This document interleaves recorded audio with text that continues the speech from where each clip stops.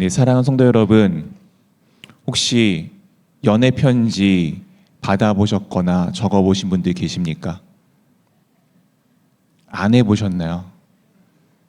네, 저희도 제 아내랑 이제 연애 초기 때 교환일기 같은 걸 적었습니다. 엄청난 곤욕이었어요. 왜냐면 제가 엄청난 악필이거든요. 제 글씨도 제가 못 알아보는데 어떻게 알아봤을까? 참, 네. 그러다가 이제 사실은 제 악필로 인해서 길게 쓰지는 못하고 이제 접게 되었습니다. 보통 우리 편지 적을 때 어떻게 적죠? 그냥 적습니까? 네. 사랑하는 편지이기 때문에 그 마음과 감정을 담아서 이제 누군가가 잘 알기를 원하는 마음으로, 상대가 내 마음을 잘 알기는 원하는 마음으로 우리가 편지를 적게 되죠. 오늘 이 요한계시록은 주님께서 우리 가운데 보내시는 그런 편지입니다. 요한계시록 우리 보면 어떤 분들은 많이 그렇게 생각하십니다. 어렵다. 도대체 무슨 말인지 모르겠다. 때로는 무서워. 이거 정말 이 적혀 있는 내용들이 너무나도 끔찍한 내용들이 많이 담겨져 있어서 무섭다, 두렵다, 알고 싶지 않다라고 생각을 할 때가 많이 있습니다. 또는 어떤 분들은 미래에 대한 계시니까 여기서 어떤 비밀을 찾아낼까, 조금 어떤 일상의 그 미래의 예측들을 어떻게 할 수 있을까 하는 궁금한 마음으로 보시는 분들도 계실 것입니다.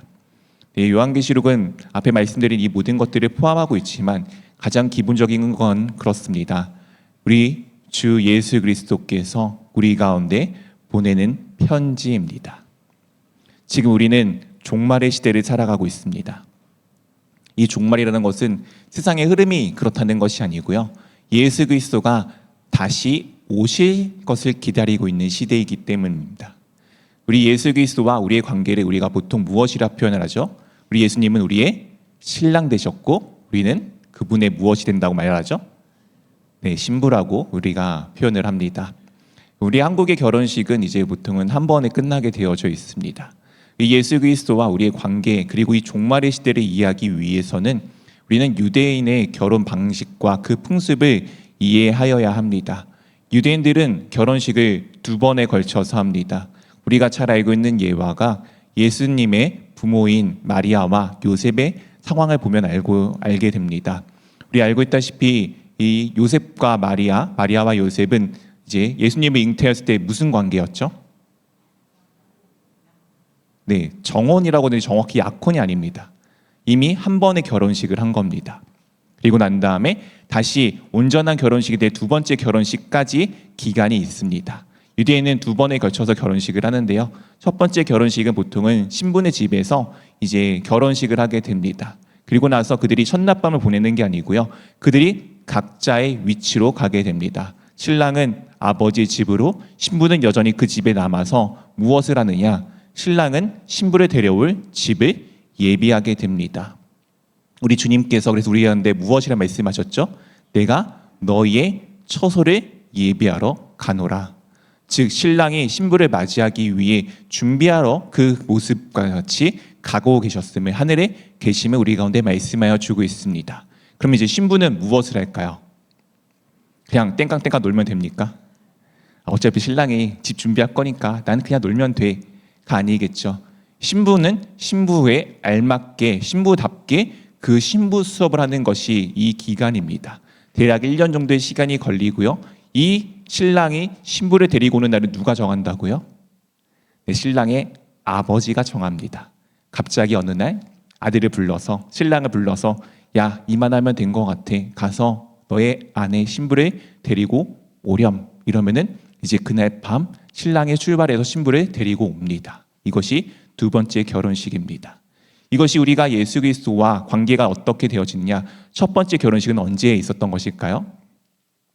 예수님께서 이 땅에 오셨던 그 초림, 십자가 위에서 나를 죽이셨던 그때, 나의 영원한 생명을 위하여 부활하셨던 그때가 우리의 첫 번째 결혼식이라고 여기시면 됩니다. 우리는 지금 무엇을 기다리고 있는 거죠? 2번째, 정말 신랑과 함께 살, 그 집에서 함께 살 2번째 결혼식을 기다리고 있는 것입니다. 우리는 신부인 우리는 그럼 지금 무엇을 해야 되나요? 신부답게 준비를 해야 됩니다. 신부답게 준비를 하게 해야 되는데 사실 신부답게 산다는 것이 결단코 녹록지 않습니다. 우리 잘 알고 있다시피 마리아와 요셉의 관계에서 마리아가 어떻게 되죠? 임신을 합니다. 우리 임신해 보신 우리 여성분들 혼자 하셨습니까? 난 혼자 임신했다. 네, 없으시죠? 네. 임신은 사실은 내 상대의 누군가가 필요하지 않습니까? 근데 마리아가 임신을 하니까 요셉이 어떻게 하죠? 저 신부가, 저 아내가 나 말고 어떠한 불편한 잘못된 관계를 저질렀기 때문에 지금 저런 상황이 발생했구나. 내가 조용히 이 관계를 끊어야겠다라고 생각하게 됩니다. 신부가 신부답지 못했다라고 생각할 수도 있겠죠. 그래서 그 관계를 끊으려고 하는데 이제 나중에 어쨌든 우리는 그 상황이 어떻게 되는지 알고 있지 않습니까? 성령님을 통해서 이제 임신하게 되었고, 그래서 요셉이 이 마리아를 데려오게 됩니다. 이 신부가 그 신부답게 유지하는 것이 쉽지 않는 시대였음을, 쉽지 않음을 우리 마리아의 모습을 통해서 보여주고 있는 것 아니겠습니까? 우리 사랑하는 성도 여러분, 신부답게 삶을 살아내고 계십니까?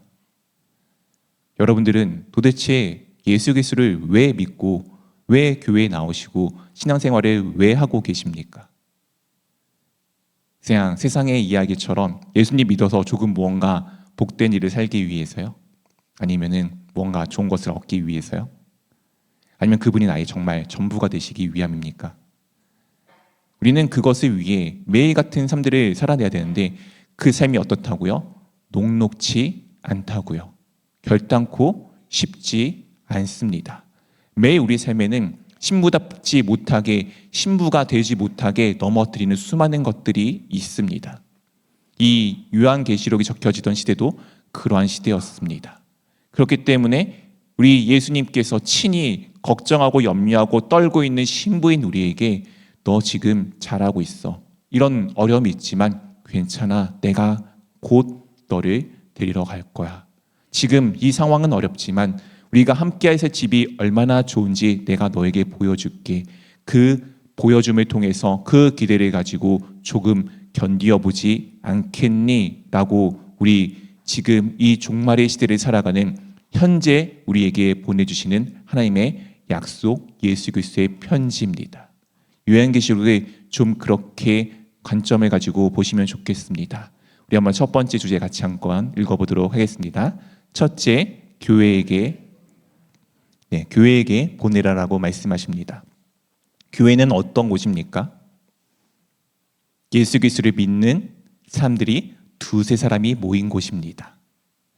지금 이 교회의 건물도 교회이긴 하겠지만 이 교회 건물보다 더 중요한 것이 무엇이죠? 예수 그리스도를 믿고 있는 우리가 모여 있다는 것입니다. 교회는 결국에는 예수 그리스도의 신부를 의미하는 것이고 예수 그리스도의 신부인 우리가 바로 교회입니다. 오늘 주님께서 이렇게 말씀하십니다. 9절 말씀입니다. 나 요한은 너희 형제요 예수의 환난과 나라의 참음에 동참하는 자라. 하나님의 말씀과 예수를 증언하였으므로 말미암아 pat모라는 섬에 있더니. 요한, 우리가 잘 알고 있는 사도 요한입니다. 우리 요한복음에서는 보통 이 사람을 무엇이라 지칭하죠? 주님께서 사랑하던 자. 우리 그런 사랑받는 자가 되고 싶지 않습니까? 누군가의 사랑을 받는다는 것이 얼마나 큰 기쁨입니까? 이 요한이 지금 무엇이라 표현하여 주고 있죠? 너희의 형제라고 말씀하여 주고 있습니다. 형제라는 것은 우리가 예수 그리스도 안에서 하나인 한 가족임을 말씀하고 있는 것이죠. 왜 형제라고 말하고 있습니까? 예수의 환난과 나라와 참음에 무엇하는 자라고요? 동참하는 자라고 지금 자신을 소개하고 있습니다. 성도의 조건이 무엇입니까? 예수의 환난과 나라와 참음에 무엇하는 사람이라고요? 동참하는 사람입니다. 신부가 신부답게 살기 위해서 그 과정과 그 여정을 거쳐가는 것.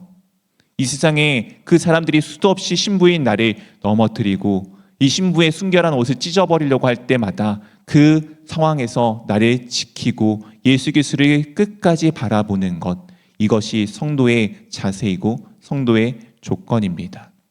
오늘 그 일을 지금 감당하고 있던 이 사도 요한이 어떤 상황에 있었습니까?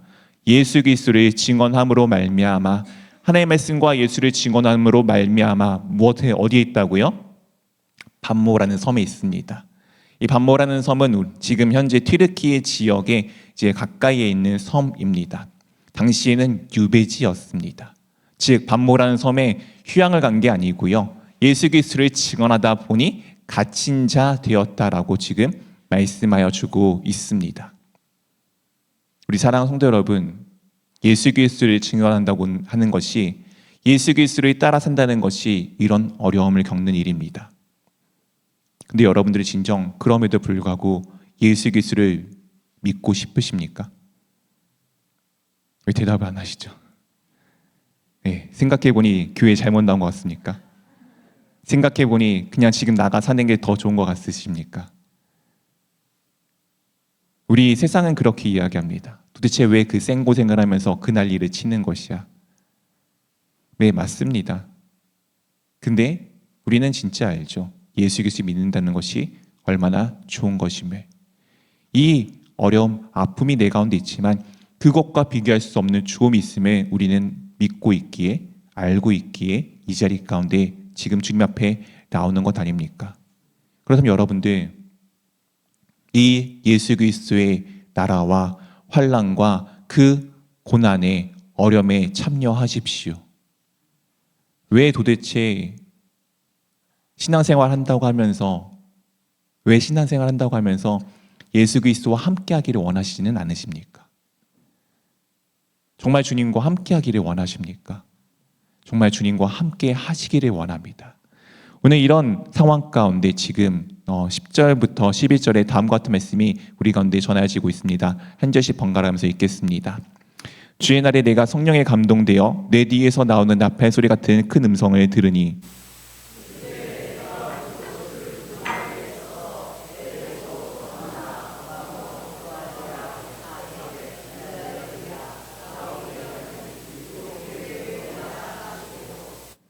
주의 날에 지금 사도 요한이 성령에 감동됩니다. 이 주의 날은 주의 날이 여러 가지 모든 날을 의미하겠지만 여기서는 아마 주일을 의미한다라고 생각합니다. 지금 사도 요한이 무엇하고 있는 상황이에요? 갇혀 있는 상황입니다. 근데 그가 지금 무엇하죠? 주일에 예배하고 있습니다. 우리 사랑하는 성도 여러분, 여러분들이 만약 이 사도 요한과 같은 상황이면은 정말 하나님 앞에 예배하실 수 있겠습니까? 예수 그리스도의 복음을 전하다가 어려움을 겪었어요. 내가 예수 그리스도를 따라 살아가다가 어려움을 겪었어요. 뭔가 힘든 상황이 발생하였습니다. 근데 그때도 여러분들은 여전히 예배하는 자가 될 수 있겠습니까? 왜 아무도 아멘을 안 해주시죠? 우리는 언제나 주님 앞에 예배하는 사람이 되어야 합니다. 사도 요한은 지금 이 상황에도 변함없이 무엇하죠? 예배합니다. 그러자 그에게 어떤 일이 발생됩니까? 성령님이 그를 감동시키십니다. 성령님이 그에게 임하십니다. 그때 어떤 일이 발생합니까? 뒤에서 소리가 나기 시작합니다. 뒤에서 나팔 같은 큰 음성이, 엄청나게 커다란 음성이 들립니다. 그러자 사도 요한이 뒤돌아서 그것을 보고 지금 무엇을 보게 됩니까? 내가 보는 것을 두루마리에 써서 에베소, 서머나, 버가모, 두아디라, 사데, 빌라델비아, 라오디게아 등 7교회에 보내려 하시기로. 이 7교회는 당시 튀르키 지역, 소아시아 지역에 있는 교회입니다. 7교회가 이렇게 차례로 이렇게 한 바퀴 돌게끔 되어져 있는데요. 우리 원하기는 이 교회의 터를 한번 보고 싶지 않습니까? 저는 정말 가고 싶어요. 우리 교회가 함께 손을 잡고 갔으면 좋겠습니다. 네, 아멘 하신 분들은 함께 갈 거라 믿습니다. 네, 정말 함께 가서 보기를 원합니다. 이 7교회는 그냥 단순히 소아시아 지역에 있었던 7교회가 아니고요. 이 세상에 있는 모든 교회를 상징하는 교회입니다. 특정한 교회의 모습이 아니고요. 물론 당시 시대에 있었던 특정한 교회이긴 하지만 이 세상에 있는 모든 교회를 상징하는 숫자이기도 합니다. 7이라는 숫자, 우리가 잘 알고 있다시피 하나님께서 천지를 만드실 때 모든 것을 완성하셨던 숫자입니다. 완성의 숫자이고요. 이 요한계시록은 당시 핍박 상황 가운데 있었기 때문에 이런 약간 암호문 같은 것들이 생각보다 많이 있습니다. 어려운 것이 아니고 성경 안에서 보면은 다 풀어지게 되어져 있습니다. 즉 7교회만을 뜻하는 것이 아니라 이 세상에 살아가는 모든 교회들, 우리에게 전하는 하나님의 말씀임을 우리 가운데 보여주고 있습니다. 7교회 무엇하라고요? 내가 본 것을 두루마리에 써서 기록해서 보내라. 즉 주 예수 그리스도께서 우리 가운데 편지를 보내시는 것을 말씀하여 주고 있는 것입니다. 요한계시록은 그렇게 주님께서, 신랑인 우리 주님께서 신부인 우리가 신부답게 살기 위해 보내는 편지임을 증거하여 주고 있습니다. 이 편지를 보내는 자가 누구인지 우리가 두 번째 주제를 보면서 살펴보기를 원합니다. 둘째 주제 한번 같이 읽도록 하겠습니다. 둘째, 촛대 사이에 인자와 같으니. 지금 이 인자에 대한 모습, 편지를 보내는 사람의 모습이 12절부터 16절까지 담겨져 있습니다. 우리가 먼저 12절, 13절 한 절씩 번갈아가면서 읽겠습니다. 몸을 돌이켜 나에게 말한 음성을 알아보려고 돌이킬 때에 7 금촛대를 보았는데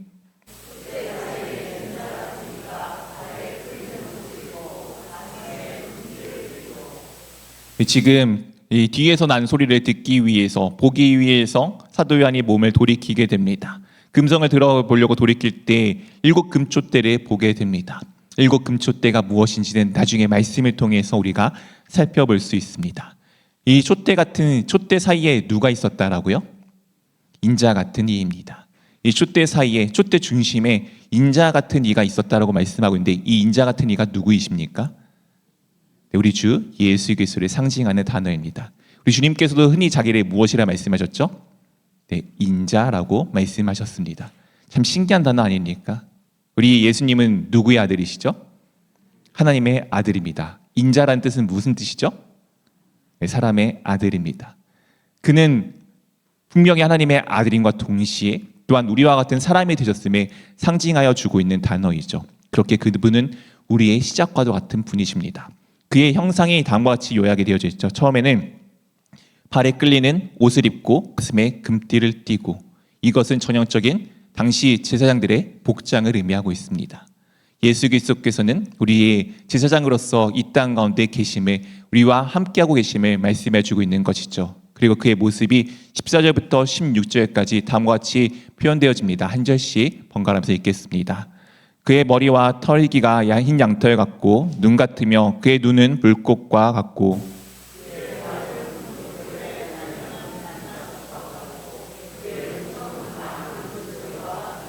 네, 함께 읽겠습니다.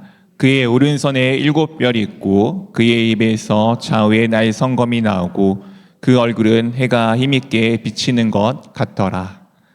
네, 이 모습을 한번 상상해 보십시오. 무슨 모습이야? 이상한 모습 같아 보이지 않습니까? 이건 그런 겁니다. 실제로 사도 요한이 보았던 모습이 이 사람의 눈으로 무언가 정확하게 표현하기가 너무 어려운 거예요. 그래서 그의 인상들을 그렸던 것입니다. 우리 요즘에 현대 미술들 아시죠? 요즘 현대 미술에 정말 유명한 화가가 누구인지 아십니까? 혹시 피카소 아십니까? 네, 피카소 그림 보셨는데 이 그림을 이해하신다. 이해가 안 되죠. 저도 이해가 안 됩니다. 근데 그게 왜 이해가 안 되냐면요, 우리는 이렇게 무언가를 입체적으로 보지 않으니까. 저의 앞모습도 보시겠지만 어떤 분들은 옆모습을 보실 겁니다. 이것을 이 평면에 그린다는 것은 쉽지가 않아요. 그렇기 때문에 그것을 한 그 평면에 다 담기 위해서 노력하였던 것이 피카소의 그림의 좀 특징입니다. 그의 그림이 그런 것을 담기 위한 거라는 것은 우리가 갖고 있는 한계라는 것을 의미하는 것입니다. 하나님이라는 존재는 우리를 초월하신 분이세요. 예수 그리스도는 우리와 관계가 있으시지만 우리를 초월하신 분입니다. 그분을 우리가 표현한다는 것이 한계가 있음에 우리 가운데 말씀하여 주고 있는 것이죠. 그러니까 이 모습은 그 요한이 그냥 느꼈던 모습 그대로를 우리 가운데 보여주고 있는 것입니다. 그래서 그 모습이 그냥 이렇겠구나라고 상상하기보다는 그냥 요한이 엄청난 것을 보았구나라고 생각하시면 조금 편합니다. 어쨌든 그의 머리와 털이 희기가 흰 양털 같다는 것은 어떤 의미입니까? 그분이 순결한 존재임을 말씀하여 주고 있는 것입니다. 거룩한 존재임을 말씀하여 주고 있는 것입니다. 그리고 그의 눈은 무엇과 같다고요? 불꽃과 같다고요. 우리 흔히 그렇게 표현하지 않습니까? 불꽃과 같은 눈동자를 나를 살펴보십시오. 이 불꽃 같은 눈동자는 무엇입니까? 누군가를 명확하고 꿰뚫어 보는 그 눈을 의미하지 않습니까? 우리 보통 그러지 않습니까? 저도 이제 아내랑 이렇게 뭐 얘기하다가 이제 실수하면 아내가 저를 이렇게 레이저를 쏩니다. 네. 그 불꽃 같은 눈동자, 마치 모든 걸 쪼갤 것 같은 그 눈동자, 이것이 지금 예수 그리스도의 눈동자임을 우리 가운데 표현해주고 있는 것입니다. 그의 발은 무엇과 같다고요? 네, 빛난 풀무불에 달려난 주석과 같다고요. 이것은 마치 군대의 이 병사들이 튼튼한 장화를 신고서 모든 것을 짓밟고 다니는 듯한 권력의 상징입니다. 그리고 그의 음성이 많은 물소리 같다는 것은 그의 음성이 엄청 크고 거대하고 위대한 힘을 갖고 있음을 말씀하여 주고 있는 것입니다. 그의 오른손에는 무엇이 있었다고요? 7별입니다. 7별은 무엇인지 이따 또 말씀을 통해서 우리 한번 살펴보기를 원합니다. 그리고 그의 입에서 무엇이 나온다고 말씀하고 있죠? 좌우에 날이 선 검과 같은 것. 하나님의 말씀은 무엇이라 표현하죠? 검과 같아서. 하나님의 말씀이 그 입에서 나오는 것을 우리 가운데 말씀하여 주고 있죠. 그리고 그의 얼굴이 무엇이라고요? 네, 빛난 해와 같다고요. 조금은 자랑은 아닌데요. 저희 외할머니께서 저희 아버지가 처음 이제 자기 본인 당신 집에 들어가실 때 이렇게 표현하셨습니다. 해가 들어오는 것 같다고.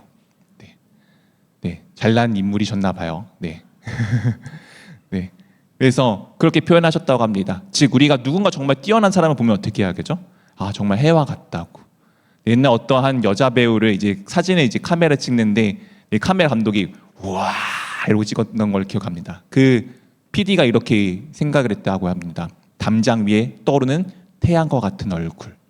김희선이란 배우의 얼굴입니다. 그런 것처럼 이 예수님의 얼굴이 얼마나 아름다운지를 표현해주고 있는 것이죠. 즉 이 인자와 같으니 예수님이 지금 어디 사이에 있었다고요?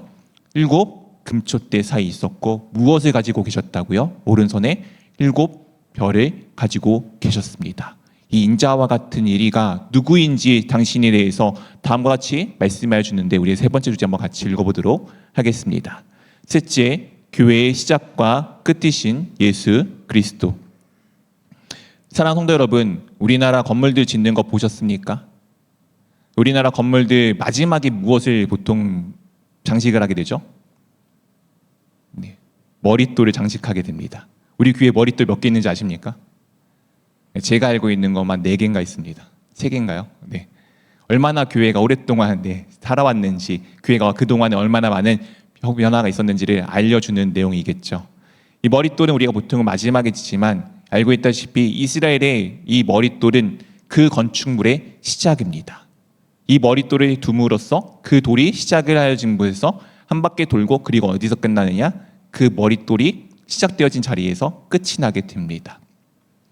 이 코너스톤이라고 모퉁이 돌이라고 이야기하죠. 그 돌에서부터 시작해서 그 돌에서 끝나는 것이 이 이스라엘의 건축의 이 모든 좀 법입니다. 오늘 예수 그리스도가 그런 말씀을 지금 우리 가운데 말씀하여 주십니다. 17절 말씀 같이 함께 읽어보도록 하겠습니다. 내가 볼 때에 그의 발 앞에 엎드려져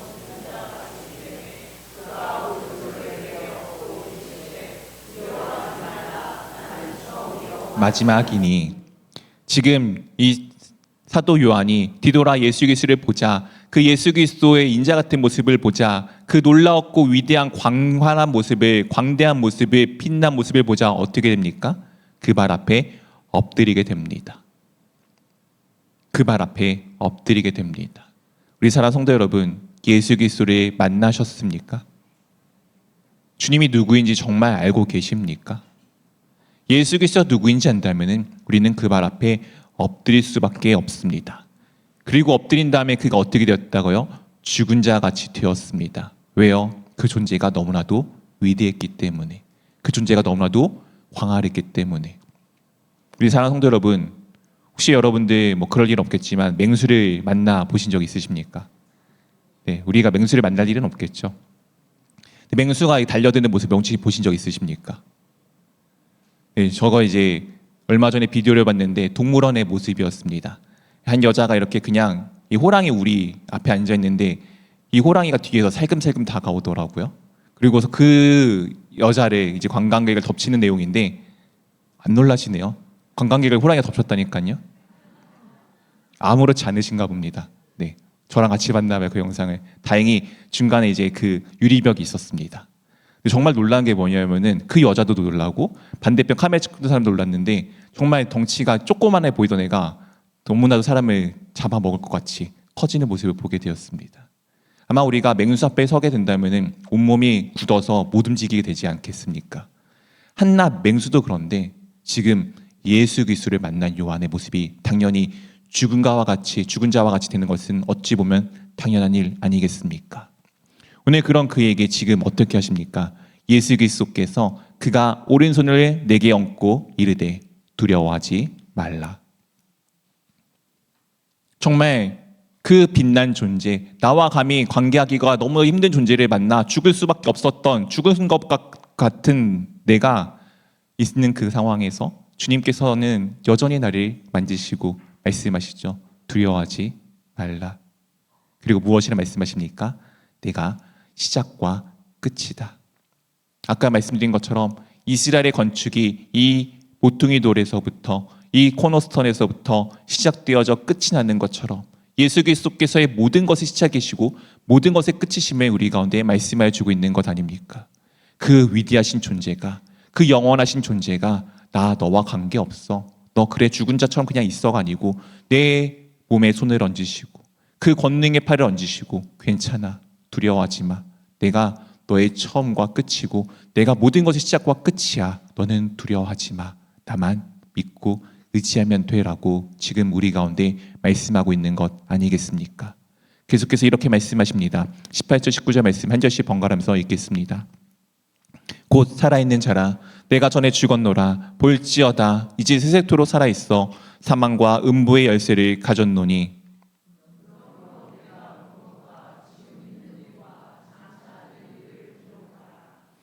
오늘 주님께서 지금 무엇이라 말씀하십니까? 자신은 살아있는 자라. 내가 전에 죽었지만 내가 살아있다라고 말씀하고 있는 것 아닙니까? 어떤 의미입니까? 죽음, 너에게 있어. 그 다가올 죽음 두려워하지 마. 살아있는 내가 너를 다시금 살려줄 거야. 부활한 내가 다시 너를 살려줄 거야. 사망의 음부의 열쇠가 내가 가지고 있어.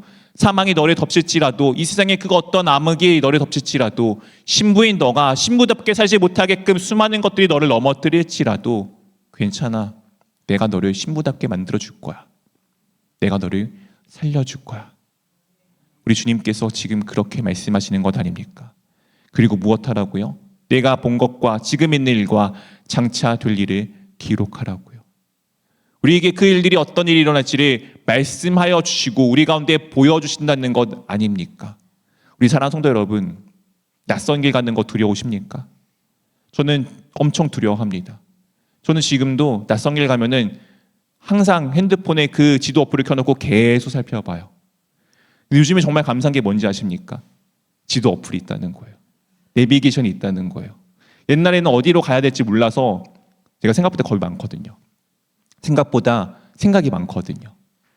무언가 잘못되는 거 정말 싫어하거든요. 엄청 연구했는데 요즘에 내비게이션이 있어서 길을 잃지 않고 헤매지 않는 걸 알게 됩니다. 얼마나 감사한지 모르겠어요.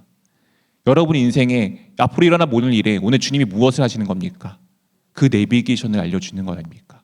너 이렇게 가게 될 거야. 걱정하지 마. 너 이런 삶을 살게 될 거야. 염려하지 마. 오늘 지금 주님께서 이 세상에 살아가면서 신부로 살아가는 내가 정말 신부답게 살지 못해서 두려워하고 떨며 내가 내일은 어떻게 될지 몰라, 어떻게 살아갈지 몰라 두려워하는 나에게 괜찮아, 내가 너에게 보여줄게. 이런 일들이 일어나지만 걱정하지 마. 내가 끝내 너를 붙들고 너를 내 신부로, 내 아내로, 내 자녀로, 내 제자로 온전하게 세워줄게. 아무 염려하지 말라라고 말씀하시는 그 말씀이 조금은 와 닿으십니까? 그리고 이렇게 말씀하십니다. 20절 말씀 우리 한번 같이 읽도록 하겠습니다. 내가 본 것은 내 오른손의 7별의 비밀과 또 7 금촛대라. 7 교회의 사자요 7 촛대는 7 교회니라. 내가 본 것은 내 오른손의 7별의 비밀과 또 7의 금촛대. 이것이 처음에 무엇이라고요? 비밀이에요. 감추어져 있습니다. 근데 지금 무엇이라 말씀하시죠? 7별은 7 교회의 사자요. 7 금촛대는 무엇이라고요? 교회라고 말씀하십니다. 비밀이지만 너에게는 알려줄게. 우리 보통 그렇지 않습니까? 부부관계 그렇지 않습니까? 너에게는, 다른 사람에게는 비밀인 것이 있습니다. 근데 부부관계에는 무엇이죠? 비밀이 없습니다. 제가 전에 한번 말씀드렸죠. 제가 아직 씻고 나오면은 이제 몸에 있는 이제 뭔가를 다 털어내고 로션을 바르는 거 혼자 하지 못합니다. 제 아내가 하고 있어요. 제가 벌거벗은 모습을 누가 보는 거죠? 제 아내입니다. 제가 여기서 벌거벗고 있으면 어떻게 됩니까? 네, 큰일 나겠죠. 네, 이거는 비밀이에요. 근데 우리 둘 부부 사이는 무엇이죠? 비밀이 아니에요. 우리 주님과 우리 관계에는 무엇이라고요? 비밀이 아니라고요. 나머지 관계들은 모를 수 있겠지만 오늘 이 7별은 무엇이라 말씀하시죠? 7교회의 사자요. 이 사자라는 단어는 우리가 알고 있다시피 천사를 의미하는 첫 번째 단어이긴 합니다. 물론 이것이 진짜 천사냐? 그럴 수도 있겠지만 7교회가 아까 무엇이라고요? 우리가 보았던 에베소부터 이렇게 마지막까지 있는 그 7교회가 아니고요. 이 세상에 있는 모든 교회를 의미한다고 말씀드렸죠. 이 모든 교회의 사자가 누구입니까? 바로 우리 아닙니까? 물론 저도 그 사자 중에 하나이겠죠. 이 7교회의 사자를 지금 누가 들고 계시죠? 예수 그리스도께서 잡고 있습니다. 어디요? 오른손으로. 권능의 상징인 오른손으로, 힘과 능력의 상징인 오른손으로 이 7교회의 그 사자인 우리를 붙들고 있다고 말씀하십니다. 여러분들은 누구에게 붙들린 바 되어진 삶입니까? 예수 그리스도이십니다. 그 예수 그리스도가 어떤 분인지 아까 인자의 모습을 통해 우리가 보지 않았습니까? 도대체 무엇이 두려우십니까? 무엇이 걱정되십니까? 7교회의 또한 모습을 무엇으로 표현하였다고요? 금촛대라고요. 금촛대는 무엇이라고요? 7교회를 상징합니다. 7교회 사이에 누가 있었죠? 예수 그리스도가 함께하고 계십니다. 교회 안에 누가 함께한다고요? 예수 그리스도가 함께하고 있습니다. 사망의 음부의 권세가 어떻게 이기지 못하는 곳, 그곳이 교회입니다. 세상이 어떠하든, 세상에 무슨 일이 일어나든 교회는 주님 안에 붙들린 바 되어져 있기 때문에 세상에 이 교회를 넘어뜨리지 못합니다. 어려움이 있어요. 고난이 있을 수 있습니다. 근데 교회가 무너집니까? 아니요. 교회는 절대 무너지지 않습니다. 여기 계신 여러분들은 그런 존재입니다. 말씀을 맺겠습니다. 요한계시록은 물론 우리가 가야 될 미래의 이야기를 그려놓은 것이기도 하지만 정확하게는 지금 이 땅 가운데 이 현재를 신부로서 살아내야 되는 우리 가운데 주님께서 위로하시기 위해 너 힘내라고, 우리 힘내라고 보내주신 하나님의 편지, 예수 그리스도의 사랑의 편지입니다. 교회는 분명히 세상 가운데 있습니다. 그래서 세상의 그 수많은 어려움들을 겪을 수밖에 없어요. 우리를 넘어뜨리기를 원합니다. 근데 우리는 넘어지지 않습니다. 왜요? 우리를 붙들고 계신 분이 누구이시라고요? 예수 그리스도이십니다. 죽었으나 살아나신 분, 부활의 생명이 계신 그분이 지금도 나를 오른손으로 붙들고 나와 우리와 함께하고 계십니다. 우리는 그렇기에 신부답게 살아가야 될 삶을 살아가야 됩니다. 앞으로 우리가 한 몇 주에 걸쳐서 요한계시록을 살펴볼 텐데 집에서 묵상하시면서 한번 보십시오. 아, 내가 이 땅 가운데 신부로서 이렇게 살아가야겠구나. 내가 신부로서 이렇게 살아가야겠구나. 그 마음을 한번 살펴보십시오. 그리고 정말 신부답게 삶들을 살아가기를 원합니다. 세상 풍조를 쫓는 것이 아니라 말씀을 쫓는 삶, 예수 그리스도의 신부가 되어진 것에 감사하며 기뻐하는 삶, 정말 예수 그리스도와 함께 동행하는 그 삶이 가득히 충만하게 되어지기를 우리 주 예수 그리스도로 축원드립니다.